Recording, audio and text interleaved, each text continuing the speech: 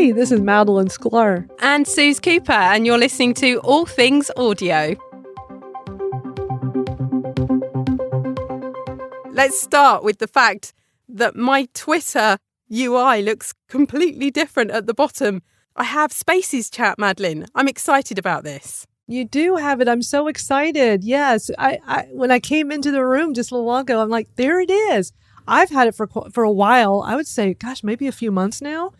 And we know Twitter's called it Entity. We do not like that name. Susan and I have officially renamed it to Spaces Chat because that's what it is. It's a chat while you're in Spaces. Yeah, that's right. And so what we've got here is a little speech bubble, basically, in the lower right-hand corner. At the moment on my iPhone, it's showing purple because that means that I've got some unread messages there. And I've got a number 5 in there. So I'm assuming there are 5 different tweets that have been tweeted out that are attached to the Spaces card. So when I click on that and clear out, read basically those replies, those messages, that will go back to being a transparent colour in the space for me. But yeah, it kind of lights itself up to let me know that there's something there to read, which I think is really useful, particularly when you're hosting and you're trying to think of 101 other things that you've got to do as well. I mean, Madeline, you host 3 spaces a week. I mean, you've really found this useful within those spaces to encourage engagement within the listeners and people that are within the space, yeah? Absolutely. And it's going to be a little different for any rooms that you're hosting because not every room is going to have like super engagement using this new feature. Of the 3 rooms, we've got All Things Audio with you and I. We've tested it a few times here through my account.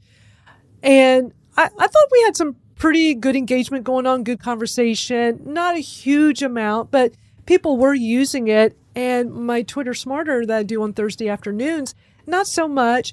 But what's been fantastic for me is on Saturdays when I host Twitter audits where we get together and review Twitter profiles. Oh my gosh, we get so many comment chats in there in the middle of the conversation where people are sharing their thoughts because what we're doing is me, Dariana Lozano, and George Silverman, we come together and in real time, we review Twitter profiles. And with this new feature, Suze, what I'm finding is listeners are using that opportunity to share their thoughts in real time. So they'll hear us sharing our thoughts and go, well, here's what I think. And they'll tweet it into the comments of like, well, here's how I think they should have their bio. And here's what they should do about their profile picture. And it's amazing. And then an even step further, some of our regulars will take screenshots on their phone to show us what this person's profile looks like on an Android, what it looks like on an iPhone. And that's been so valuable. So I have found it to be very enhancing to the live conversation. Yeah, I think that's great. What a great way to use it to kind of expand that interaction between people. And as you say, sharing the screenshots, that just sounds like pure genius, really. Yeah, I'm really pleased with it. I'm so glad that I've got it and that it's there. I did have kind of slight apprehension over whether or not it would need to be policed. It's another thing to look at as a host. But I feel like, certainly in our spaces so far, touch wood, we have dealt with the trolls. Some of you have been in here and we've had people in here that have just come in to cause a fuss. And I'm sure that will happen in this chat as well. As a host, I feel very responsible for what's going on within the space that I'm holding. I want it to be a safe space for people and a nice, welcoming, friendly space for everyone. But yeah, that's the kind of only thing in my head as the host about it. But in terms of usefulness and functionality, I think it's a great thing to have. And I'm really glad that it's finally on my account. I'm very happy about that. I am so thrilled. And just for everybody to know, if you're brand new to this feature, when the host starts the room, there's a tweet that goes out into our feed immediately, like as soon as she goes live. And it is the pinkish, purplish Twitter card, this for this room.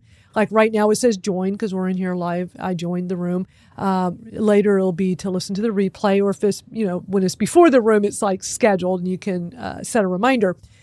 It puts that tweet in. There's no text. I don't like that. I don't like that there's no text. It's literally just the card, but that's where all the comments are. So if you're on desktop, you just go to Suze's feed and you'll see that, because the thing is, if you're listening on desktop, you don't see the little comment bubble chat there. You don't see the purple. You don't see the opportunity to go into it. They made it so that when you're on mobile in a live room in Spaces, you just tap on the little icon and you can go and read the comments. You can add your own. But if you happen to be, the thing is, they weren't addressing like, well, what if people are listening on desktop? There's plenty of times that I'm listening on desktop to a room. So the only way you could get to it is to go to the host profile and look for it. Now that it's being rolled out to everyone, you should start seeing this automatically for everyone. And it'll just be a singular tweet, no text, just the card. And then like right now it shows 7. There's 7 comments. So I can click on it on desktop and see everyone's comment. And actually the one I did where I said, hi, everyone, and I'm doing a hello emoji, hello GIF. I did that on desktop because I have my desktop in front of my phone here, or behind my phone. So I'm multitasking. Yeah, I'm doing the multitask too. And in fact, it's just taken me the longest time to reply to Andrew, who has said, welcome back, Suze. Wednesday's not the same without you here. Thank you. That's a lovely sentiment. And I wanted to reply to that, but I thought I'm not going to do it on my phone because host panic that I might close the space or do something daft. So I thought, I'll do it on the desktop. But do you know what? The amount of brain power that took while I was trying to listen to the conversation going on in the space and everything else, it is definitely an extra layer for a host to kind of manage. But you know what else is so great about this feature is that you could see one of the comments, one of the responses, and put it in the nest and share it with everybody. Yeah, I love that. I think that is so good because it's not just us reading out the comment. You've then got it actually as part of the content, as part of the nest actually up there for everybody to look at. People can go along and like the comment if they want, reply to it themselves, retweet it even. And it's there and accessible and easy for everyone to see. So yeah, I'm really enjoying this feature and totally overexcited about having it on my profile today. Yeah, I'm so glad. Like it literally just rolled out to everyone today. So like you have it for us to use instead of relying on me to host this room. Normally we like it when you host it. So yes, I am so thrilled that you have it, Suze. Yay. So everybody here, if you're hosting rooms and spaces, you should now have this available when you start your rooms. Very exciting. The other thing that I also have along the lower bar today that I haven't had before is the soundboard. I'm still not sold on it, I've got to say. Yeah, I don't know. I mean, I'm conflicted. I think it's kind of cool that they have these little sound clips of these different items. I have a video from Andrew that I just put into the nest here. He created a YouTube video going through it, like he's walking through the whole thing, and it's really worth taking the time to go watch. And you can hear all the different sounds. I'm still nervous to use it because I don't like getting near that modulator thing. It makes me nervous. So I don't like pressing it when I'm live in a room. They didn't do themselves any favors with that voice transformer, I don't think. No, I've had bad experiences with it in the past. So I'm afraid to touch that button at the bottom there. So it looks like a magic wand. I guess that's what it's supposed to be. I'm just afraid to touch it. So, but that's where this is. Before, when you tapped on it, you could change your voice. But now, well, you know what? I'm going to be brave. I'm going to tap on it. Okay. So Soundboard. So you know what? Instead of voice coming up automatically, Soundboard comes up as the default. But then to the right of it, you could tap voice. I'm not going to tap voice because I don't want my voice to change. I don't know. I'm not a huge fan of sound effects in the middle of a live chat. Regular listeners will know I bought the Rodecaster. I have the Rodecaster. I have the ability to play sound effects in if I want to. And I've got to say, I don't think other than testing out whether or not it worked at the beginning, I don't think I've ever actually used sound effects live in a space. What I do is play like the theme music. And I guess from my point of view, what I would like to be able to do is brand up a space. So, all of my radio background, my sonic branding knowledge, the stuff that I want to do with it is have my custom sounds and make my space sound the way that I want it to reflect whatever it is that I'm doing. So that's slightly different from a soundboard, which, certainly these individual elements, they're fun. Don't get me wrong. It's entertaining. It's fun. But I guess maybe I'm coming at it from a slightly different angle in that I could see that they could also be really annoying and get in the way.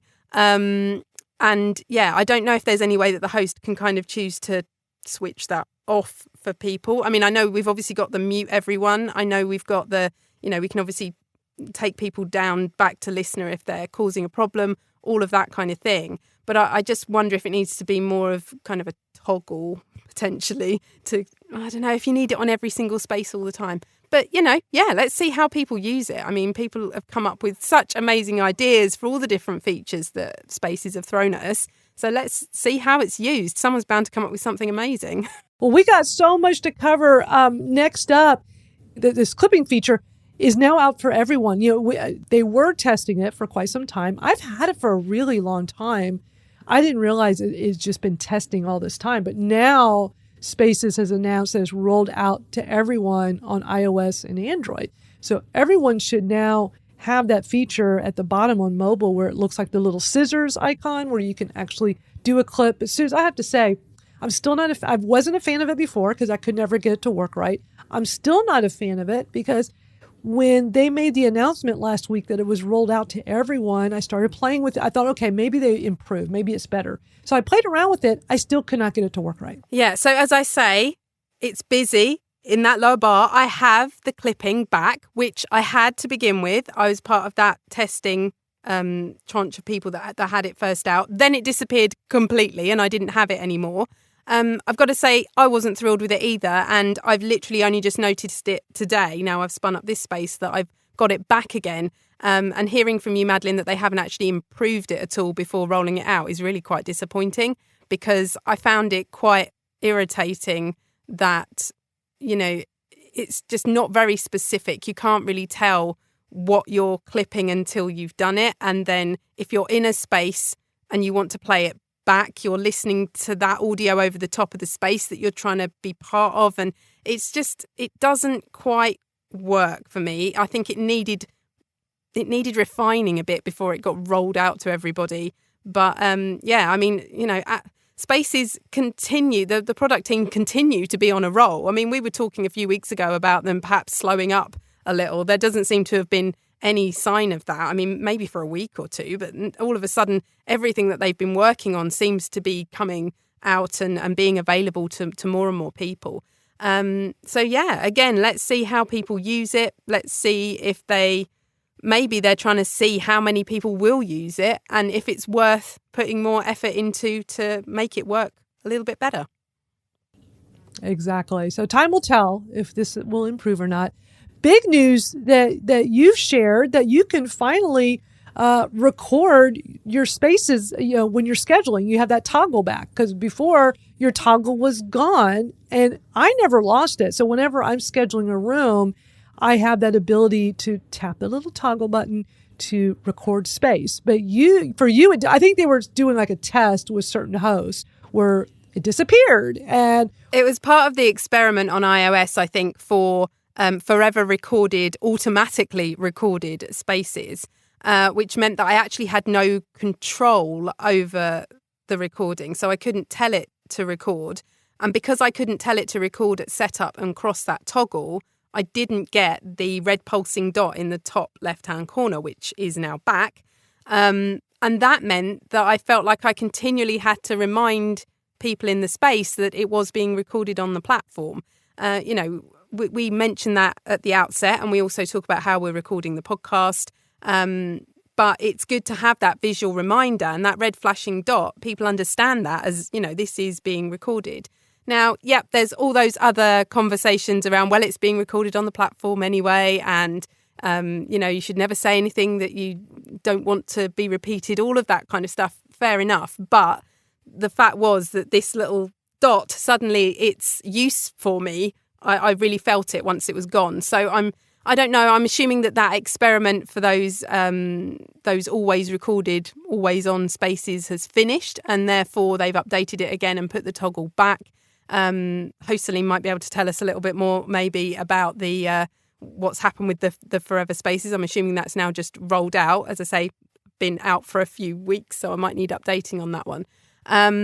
I certainly think the spaces being available for longer is a good thing, but the actual the way of going about doing that just really didn't suit me at all. I far prefer to have the power as the host to actually flick that toggle across, know that it's going to be recorded on the platform, and to have that little visual reminder for everybody that's in here that that's what's happening.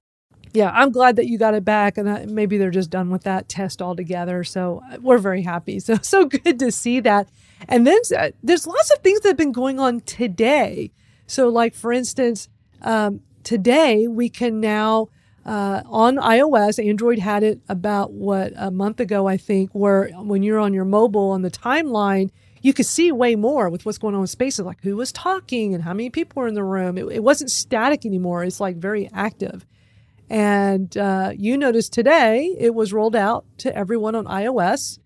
What do you and you even took some screenshots? So you made a little video of it. What do you think of this? Because it's very cool. Yeah, it is quite cool. I'm in two minds about it, I've got to say. The title isn't instantly there for you, and so you have to kind of wait for it to scroll across to know exactly kind of what that space is about. That's kind of my first not sure about it. However, maybe that just means that we need to get more punchy with our titles and really, make sure that our space title says exactly what it is that we're doing so that people instantly see it there without having to sit there and wait for it to scroll all the way across.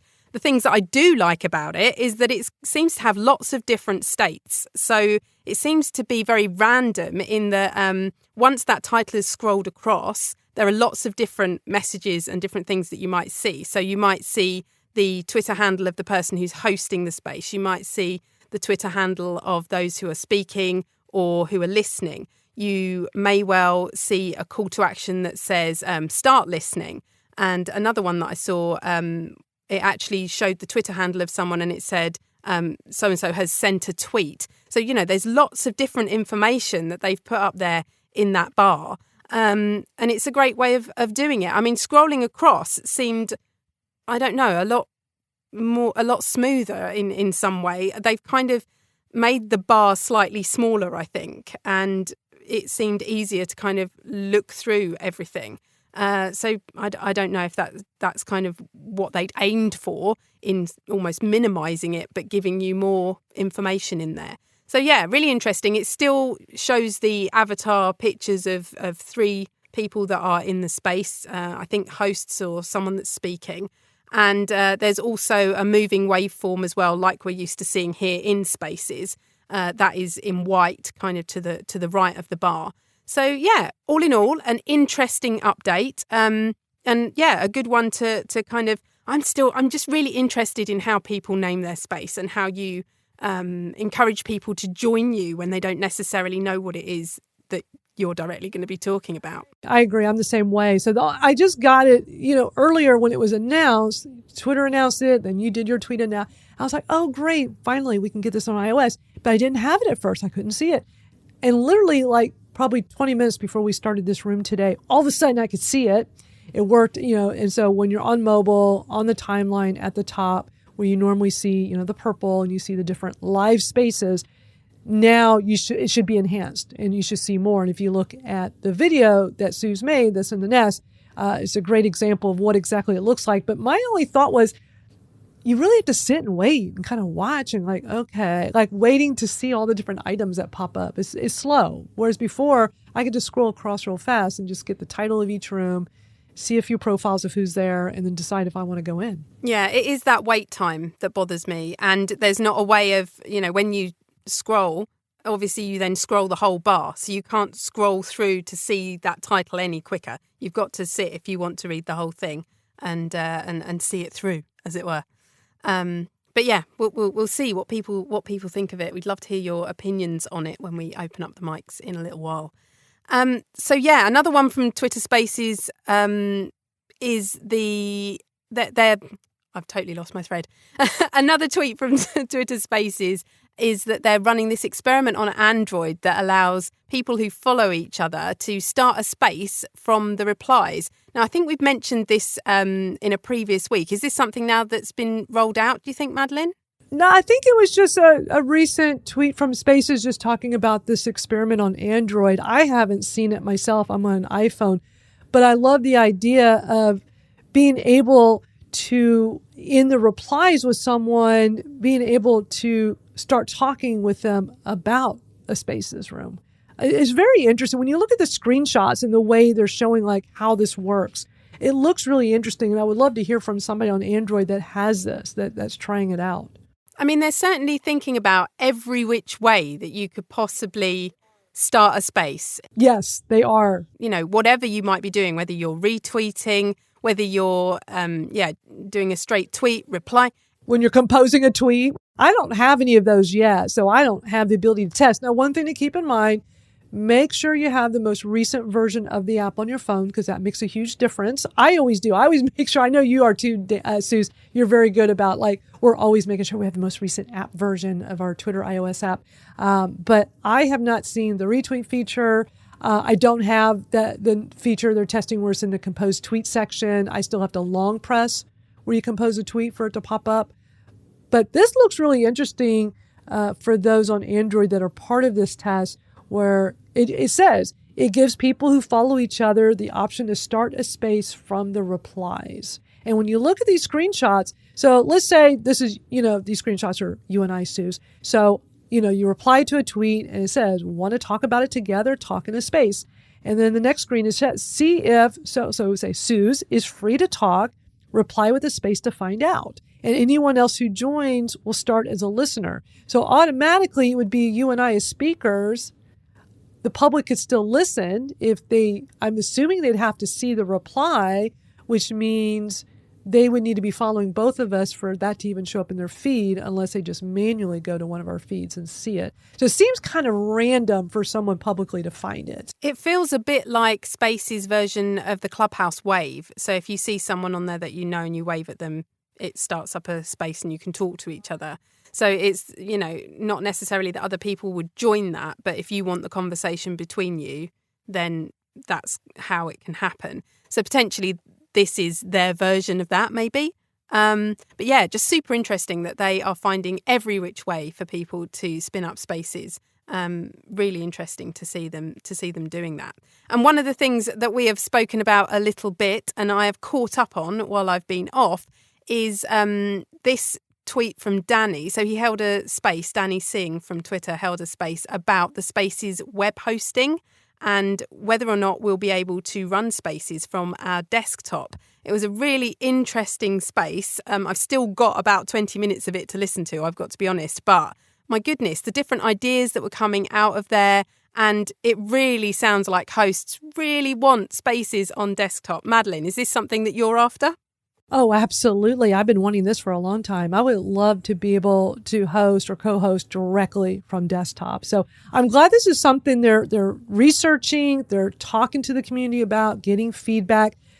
I was in that room live and everybody was like, yes, please offer this. We would love it. So I'm hoping that's going to happen soon.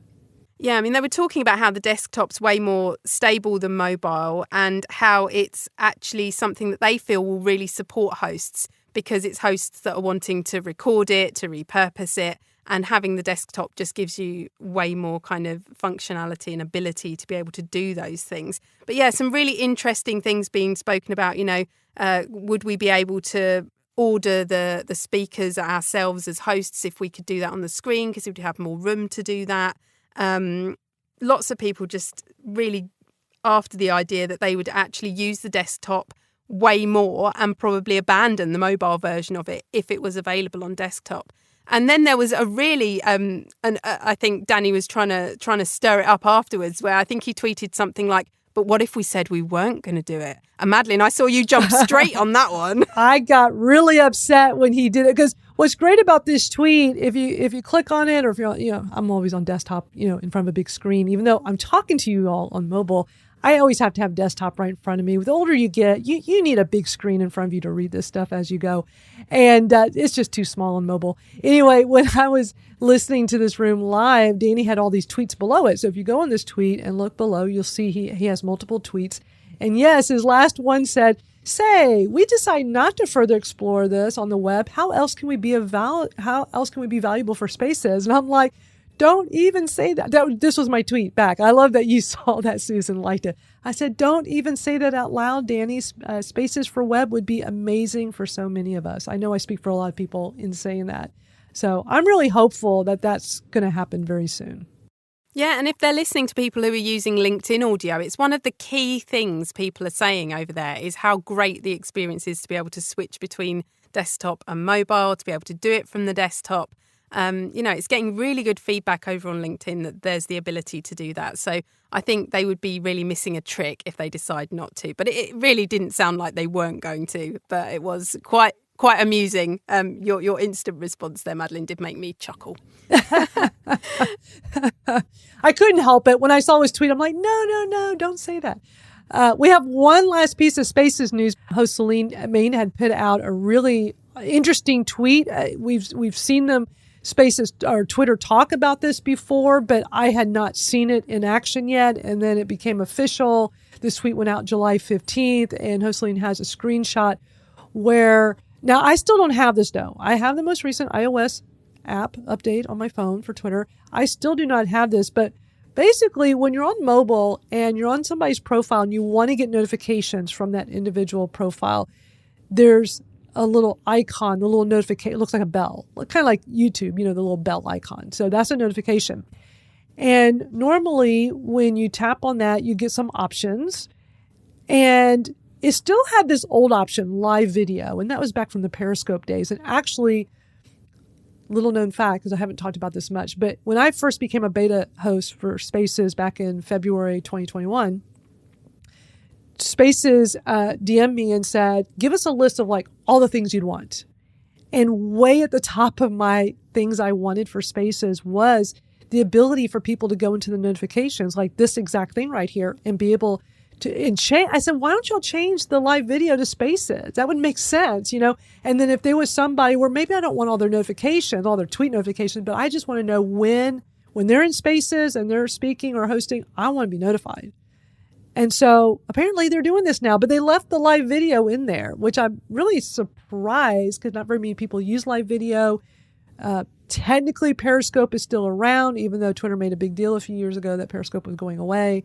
So I'm not clear on why they left that there, but you now have the ability to say, well, I want to be notified of tweets. I want to be notified of live video. I want to be notified of Spaces, or there's an all. Do you have this, Suze? Because I still don't have this new update. Yeah, I've just taken a look, and actually I do. So I clicked onto your profile, Madeline, and onto your bell, and I can select, in fact, I have selected Spaces. So now I should get notified every time you start a new space, which will be very cool. That's what it should do.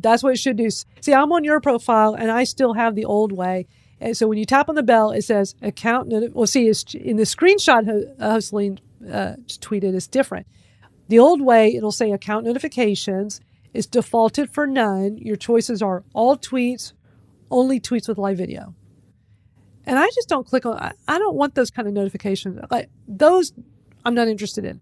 But there are plenty of people hosting spaces where I would love to be notified when they go live. So I'm hoping I get this soon. I'm assuming this was rolled out to everyone from this tweet. So I'd definitely be curious to know who that's listening here, whether you're listening live or you're listening to the podcast. I would love to know, do you have this new feature? Does it now have spaces as an option? And I would be curious to know, is this something that has been rolled out to more people? A lot of you guys have it, or is this just still being tested? So I found this article from yourstory.com, which is actually about a social audio app called Open Doors. What first attracted my attention to it was the fact that its headline it basically suggests that Open Doors may well be late to the social audio party, which I found quite amusing because I still feel like social audio is only just getting started. And no one would suggest that there's no more room for another video app. So why is there no more room for another social audio app at this point? This Open Doors app seems to run off of your contacts, and a bit like I've just been talking about with houses over on Clubhouse, where you're sort of inviting people that you've already got connections with. This is basically allowing you to spin up a conversation with your contacts, and that to be like an endless chat with people that you probably know and who are probably in your address book. So you can always jump back in there, see whether they're there. It sounds a little bit kind of Discord-y maybe. I haven't tried it out yet, but yeah, I was interested by the way it had been reported in terms of being late to the party, But it also, I think there's just still so much room for lots of different ways that social audio and audio itself can be used. And I don't think we're anywhere near the beginning of the party, let alone the end or late to it. Stationhead is our final piece of news. This is what I've referred to as the original Amazon AMP app. So Stationhead is basically where you can go over and spin up your own radio station. You can play tracks from an Apple subscription account or Spotify premium account without any fear of copyright or legal problems, because it's all played directly from those platforms. And it allows people to kind of DJ, if you like, be their own radio host, take calls from people that are listening, and, as I say, play out the music. It's done really, really well. Amazon AMP and Spotify Live have come along and kind of are doing what Stationhead has been doing for a fair few years already. But it's good to see that they've actually got some funding, some new funding. So despite the other big boys coming into play, if you like, they've got $12 million in funding, and they say they'll be using that to scale globally and to invest in engineering and user experience. So just wanted to say well done to Stationhead, keeping going and obviously still looking to expand and grow. Lots of great news to share today. We covered a lot today, Sue. So much going on. And Joseline, how are you, my friend? I'm doing very well. I'll start with the Spaces soundboard. So there's 36 sounds. Initially, you only see 35. You have to swipe left and you say an additional sound. You also have the ability to add many other unique sounds to the soundboard. It is unclear how many you can add. You have a 3-second countdown. You see a plus sign, 3-second countdown. You can record up to 10 seconds. I have found that it does remember past sounds, but it doesn't always appear. And a quick shortcut for you hosts and speakers that are using it, if you ever want to cut down a sound, all you have to do is just re-click on the wand icon. Like, this is the longest sound. That goes on for the entire 10 seconds, which is a long time. So what you simply do is you just click on the wand again, it cuts it. So I've been using it for like 1 to 2 seconds, get the gist of it, and keep it moving. Right. This clipping feature, I had issues with it before. Didn't like it, so I stopped using it. Then they made the announcement recently that the testing went well, and now it's been rolled out to everyone on iOS and Android, which is great. Are you having issues with it? Do you like it? Because I have issues. I don't like it. I assume they fixed it, made it better with this new rollout, but it doesn't seem to be the case. So I'm just curious, what's your take on it? Because Spaces last forever now, it's a better opportunity to repurpose old content and give more download or replay views to your space than hosting a space and trying to figure it out live. This is just my personal opinion. When you host, it's extremely challenging to maintain a conversation and the flow of a conversation, and also record. It as you see, I sometimes stumble just looking for archived tweets for me to share because I'm very tweet heavy. So I would suggest, if you're going to use the clips feature, use it more. I mean, it's great if you do it live and you have a good relationship with your co-host to create content on the fly. As a host yourself, it becomes challenging.